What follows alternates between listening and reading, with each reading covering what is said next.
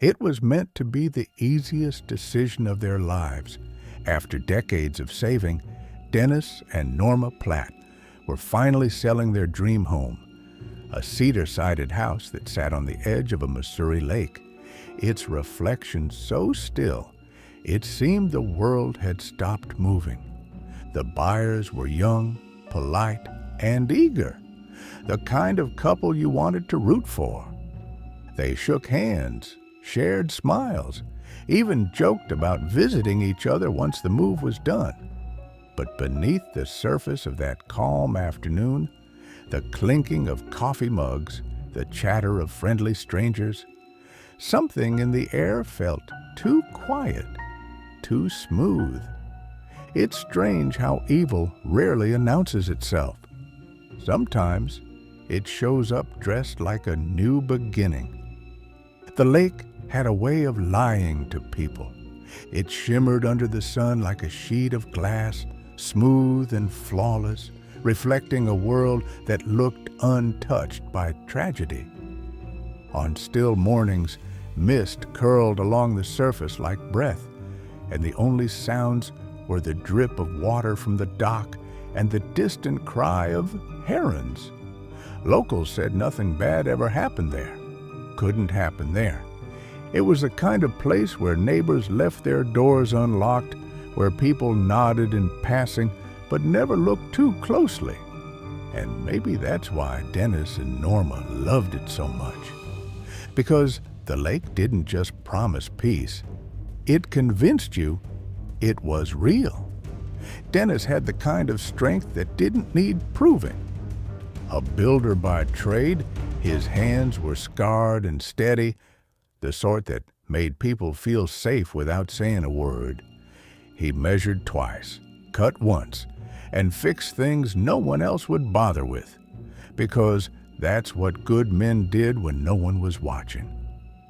Norma was his balance, a nurse with a voice that could calm panic, a smile that softened even the hardest news. She spent her days caring for others and her nights reminding Dennis to rest, though he rarely listened.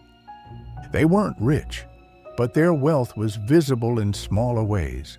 Laughter at dinner, the smell of coffee and sawdust, the quiet comfort of belonging somewhere. Together, they were the kind of people that made goodness look ordinary. Their home wasn't grand, but it felt alive.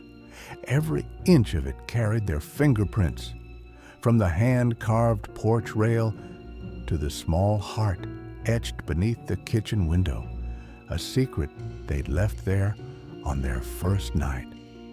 Morning began with the smell of toasted bread and lake mist drifting through the screen door. Dennis would hum while checking his tools, the same tune every day, while Norma watered the hanging baskets she swore could feel her mood.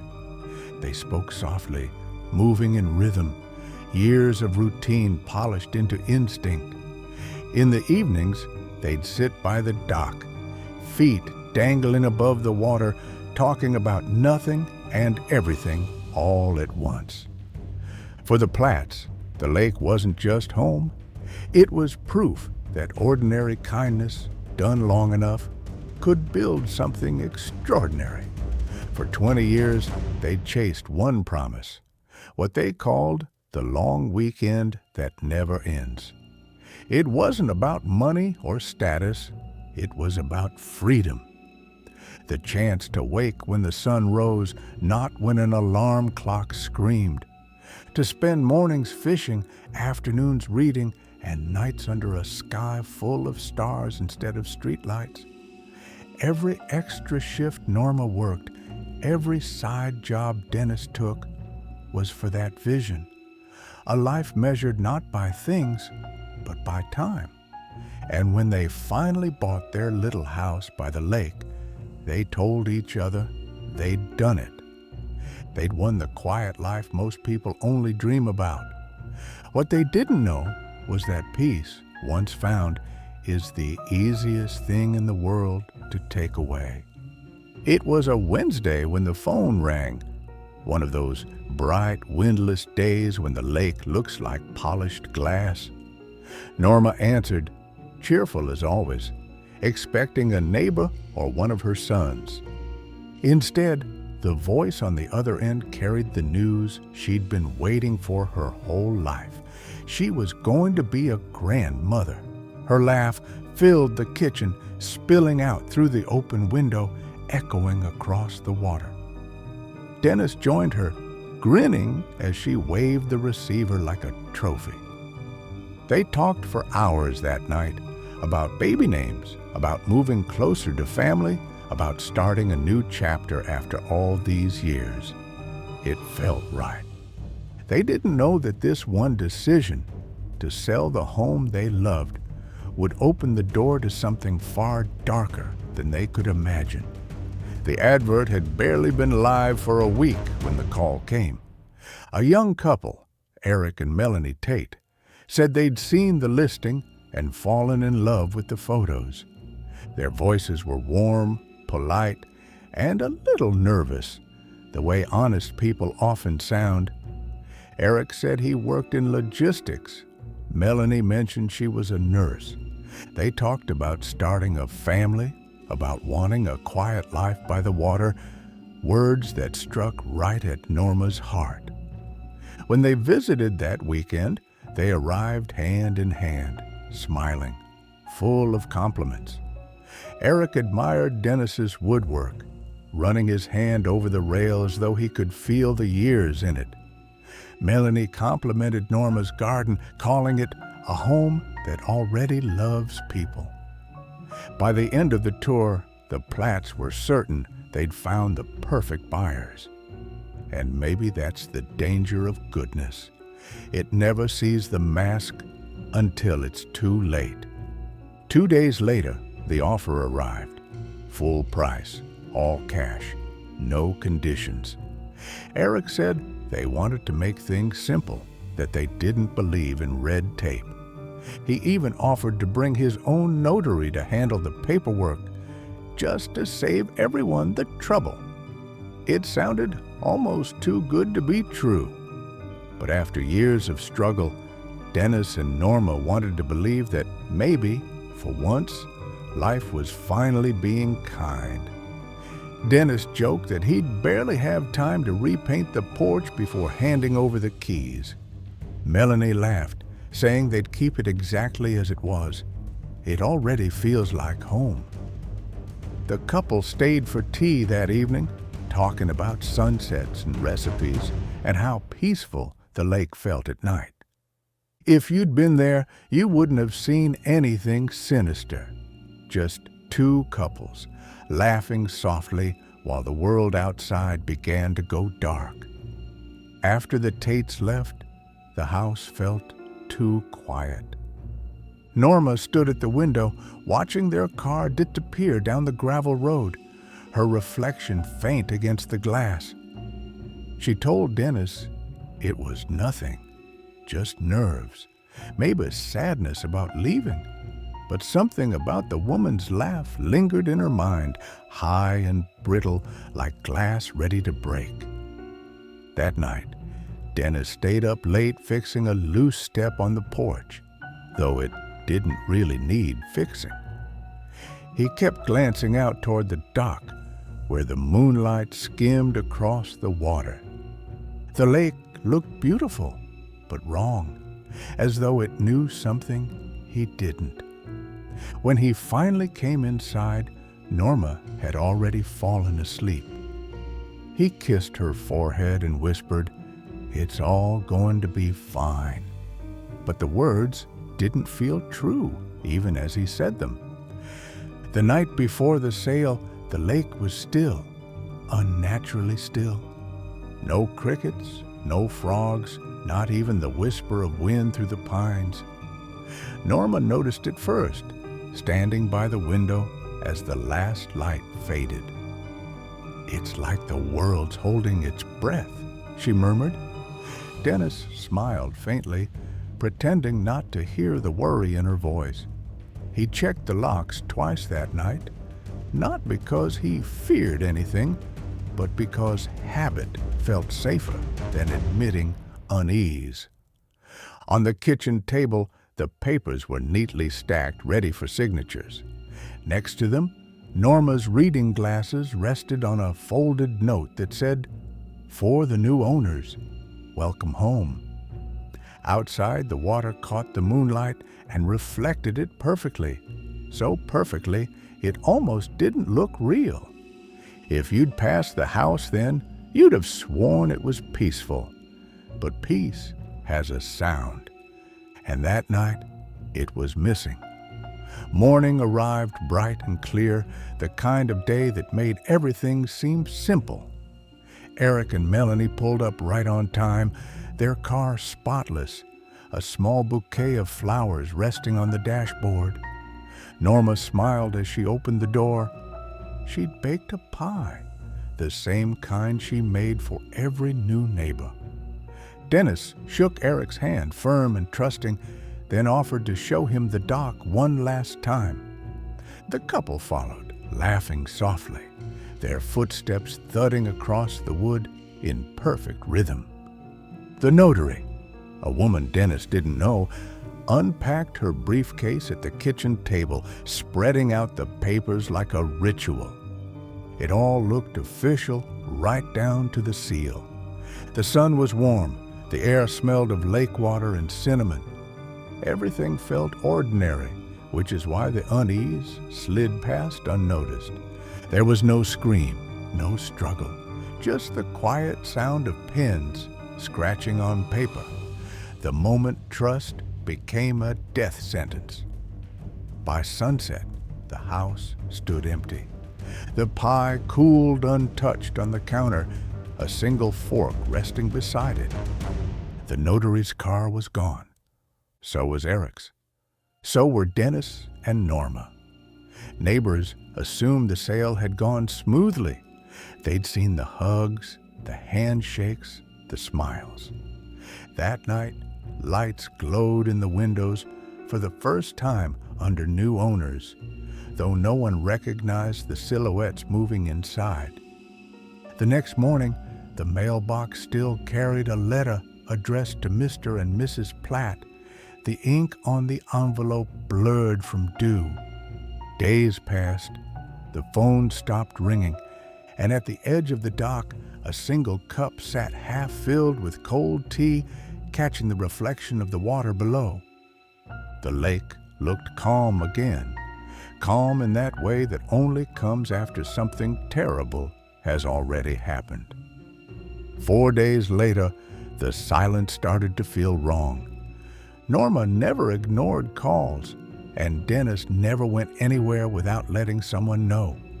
Her brother Jim, a retired police chief, felt the first twinge of dread as he stared at her unanswered messages. He told himself it was nothing. Maybe they'd left early to surprise their son. But the voice in his head, the one honed from decades on the force, whispered otherwise. At dawn, he drove out to the lake. The road was still, lined with dew-soaked trees, the kind that swallow sound. When he turned the final bend, the house came into view, serene, untouched, and wrong. The curtains were drawn, the car was gone, but the porch light still burned. He stepped out of his truck and felt it instantly, that strange, heavy quiet that hangs in the air after something ends. It was the kind of silence a man like Jim had heard before. The front door was locked, but the key still hung beneath the flower pot, exactly where Norma always kept it. Inside, the air felt stale, heavy with the scent of lavender and dust. Nothing was out of place, and yet everything was wrong. 2 mugs sat by the sink, one with lipstick on the rim, the other marked with Dennis's fingerprint in coffee-stained smudges. The chairs were still pulled out from breakfast, crumbs on the table, a folded napkin waiting to be used. In the hallway, Jim found Norma's reading glasses resting on a stack of unpaid bills, the top envelope dated 3 days ago. Her handwriting looped neatly across the paper, stopping mid-sentence. No sign of struggle, no broken glass, no panic, just pause. The kind of abrupt stillness that suggested they hadn't left at all. And when Jim stepped out onto the porch, he noticed the strangest thing of all. The garden hose, half coiled, still dripping, as if someone had put it down halfway through a job they never finished. He was just about to leave when his phone rang. An unknown number, local area code. A woman's voice came through, smooth and cheerful, the kind that sounds like it's smiling even when it shouldn't. "Hi, this is Melanie Tate," she said brightly. "We found your card at our house." Our house. The word sank in slowly, like a chill creeping beneath his skin. She explained that she and her fiancé, Eric, had just bought the property from Dennis and Norma. They'd been trying to reach them, she said. Some belongings had been left behind. A camera, a jumper, a few personal things they wanted to return. Her tone was perfect, polite, considerate, harmless. But something about the rhythm of her speech, too even, too rehearsed, made Jim's stomach knot. When he asked where the Platts had gone, Melanie didn't pause for even a second. "Oh, they said Arizona. To be closer to family. Isn't that lovely?" Jim didn't answer. He just listened to the sound of her smile through the phone and knew, without proof, that something terrible had already happened. The moment the call ended, Jim didn't even sit down. He rang Patricia, the family friend who helped Norma with the house finances. If the sale had gone through, there'd be a bank transfer, a deposit, something. Patricia checked while he waited, her voice steady until it wasn't. "There's nothing here," she said quietly. "No transfer, no sale. Their account hasn't moved." Jim felt the air shift, that invisible line where suspicion becomes certainty. He thanked her, hung up, and stared out across the lake, where the water reflected the house like a perfect mirror. It looked calm, but he knew that calm was a lie. He'd seen it before, that eerie stillness that follows after a crime when everything looks untouched, but the air itself feels wrong. He dialed the county sheriff and said only 6 words. "Send someone to the Platt house." Then he went back inside and sat in the silence, waiting for the sirens to break it. By late afternoon, 2 sheriff's cruisers pulled into the gravel drive, tires crunching over stone. Detectives stepped out, young and sharp-eyed, the kind who still believed every mystery could be solved with patience and procedure. They walked the perimeter, notebooks in hand, asking the same quiet questions Jim already knew the answers to. No signs of a struggle, no blood, no forced entry, nothing stolen. The house was too neat, unnaturally so, like it had been staged. Then one of them, a deputy named Hayes, called out from the back, "Sir, you might want to see this." Behind the house, under the deck, the soil was pale and freshly packed.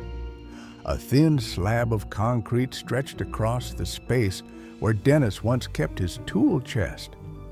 The color didn't match the rest of the foundation. Newer, smoother, still faintly gray from curing. Hayes crouched, running his fingers over it. "Whoever poured this," he said softly, "did it recently. Maybe yesterday." Jim didn't answer. He just stared at the slab, the garden hose still coiled beside it, and realized the lake wasn't the only thing reflecting something it shouldn't.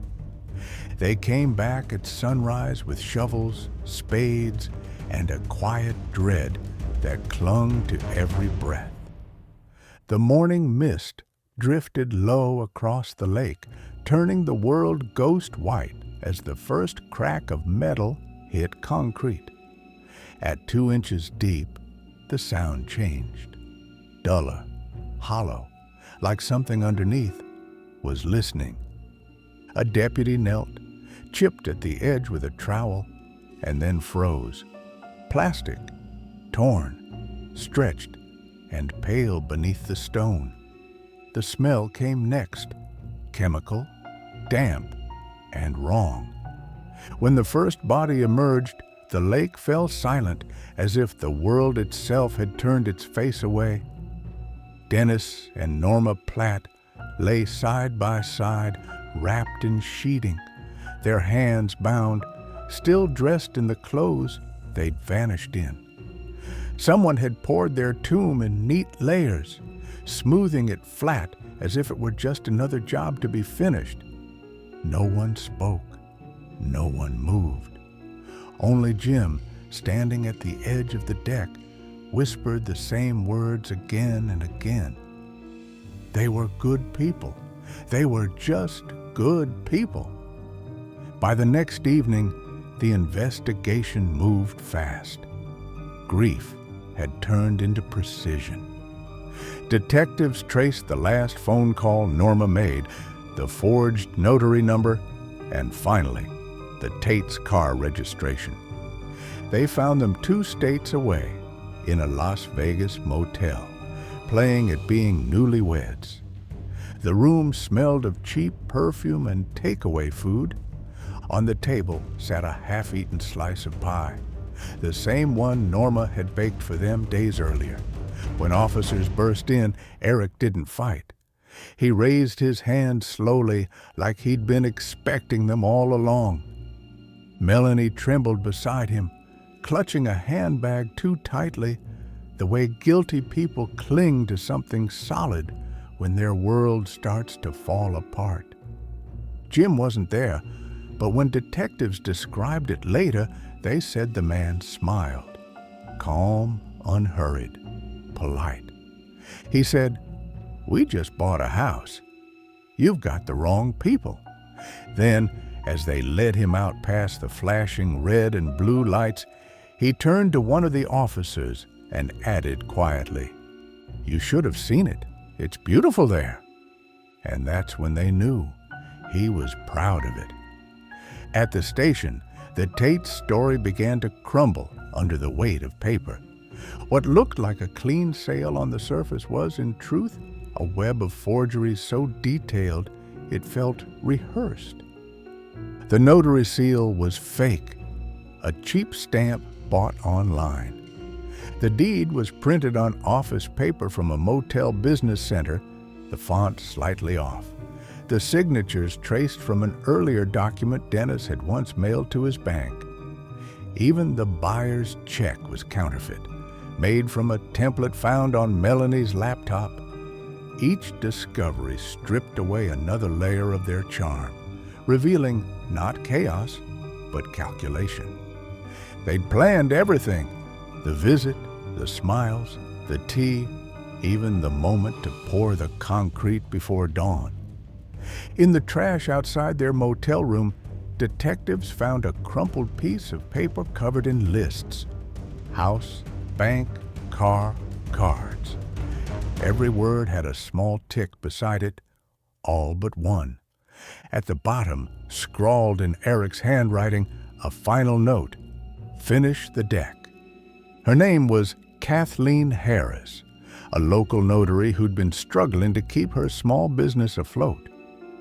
She sat in the interrogation room with her handbag clutched against her chest, tapping her thumb against the buckle like a nervous metronome. At first, her voice was steady, polite, professional.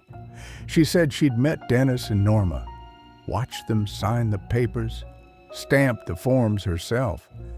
But detectives let the silence work on her. They mentioned the dates, then the times, then the fact that her phone records placed her miles away, eating dinner in a diner off Highway 54 when the sale supposedly happened. Her confidence faltered. The rhythm of her tapping quickened.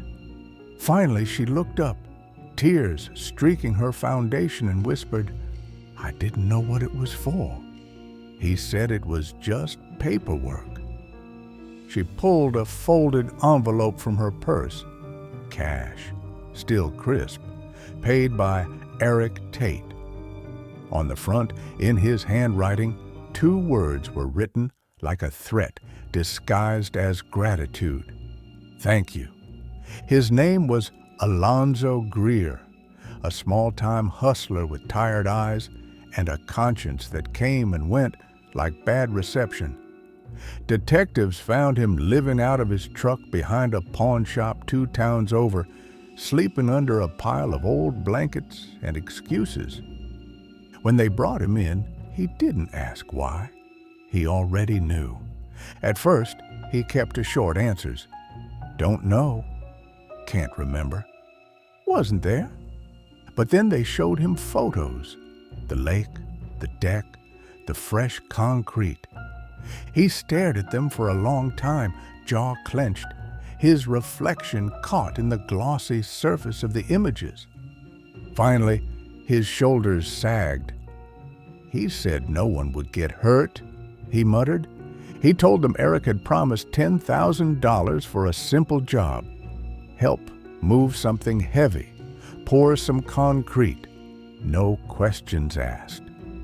When he saw the plastic sheeting that night, he said his stomach turned. He wanted to leave, but Eric's voice stopped him cold. "Too late," he'd said, smoothing the concrete flat. "Now you're part of it, too." Eric sat across from the detectives like he was being interviewed for a job, not a murder. The cuffs didn't bother him. Neither did the questions. He leaned back in the chair, legs crossed, smiling, as if the whole thing amused him. They asked him when he'd last seen Dennis and Norma. He replied, "That depends. Before or after they changed their minds." The room went still. He said they'd gotten greedy, that they'd panicked during the sale, that he'd only acted to protect himself. But the words came too easily, too smooth, like a man rehearsing a story he'd told himself so many times, it almost felt true. When a detective slid across a photo of the Platt's bodies, Eric barely glanced at it. He just smirked and said, "You ever lay concrete?" It's all about timing. No anger, no regret, just pride. Quiet, chilling pride. And in that moment, the detectives understood something that no evidence could prove. He hadn't killed for money. He'd killed to see if he could get away with it. The trial began in early spring, under skies too blue for what was about to be said inside that courtroom. Reporters filled the benches, their pens ready, but the air felt wrong. Heavy, stale, expectant. Eric sat at the defense table like a man attending his own performance. He wore a pressed shirt, smiled at the jury, even winked once at a cameraman as though the outcome were already written in his favor. Melanie sat a few feet away, eyes red but dry, her hands folded so tightly, her knuckles blanched white. She wouldn't look at him. When the prosecutor began to read the charges, 2 counts of murder, premeditated and cold, Eric leaned forward and whispered something to his lawyer. Later, an officer would swear he heard the words, "They trusted me." That's on them. It wasn't arrogance anymore. It was satisfaction, as if being remembered for evil was enough to make a life worthwhile. When the prosecutor rolled in the small TV cart and pressed play, the courtroom changed. No more whispers, no pens scratching, just the hum of old tape coming to life. The screen flickered. Sunlight, movement, laughter. There was Norma sitting on the porch, the lake behind her, gleaming like glass. She smiled shyly into the camera, teasing Dennis for filming her again. "You and that camera," she laughed. "Someday you'll miss this view." Her voice was warm, alive. Then the picture jumped. Same porch, same lake.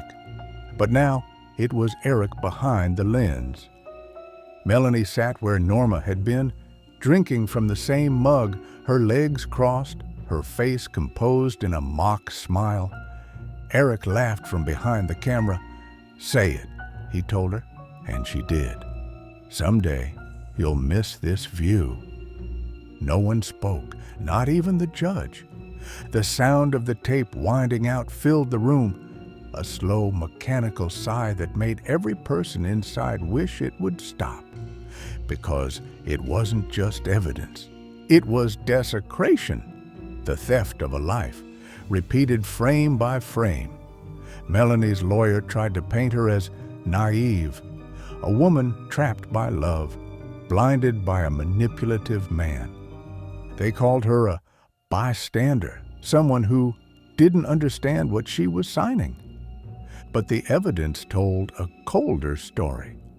Her fingerprints were on the receipts for duct tape, for concrete, for the notary stamp ordered online, and on the footage, just before the camera cut out, her voice could be heard softly saying, "Make sure you smooth the edges."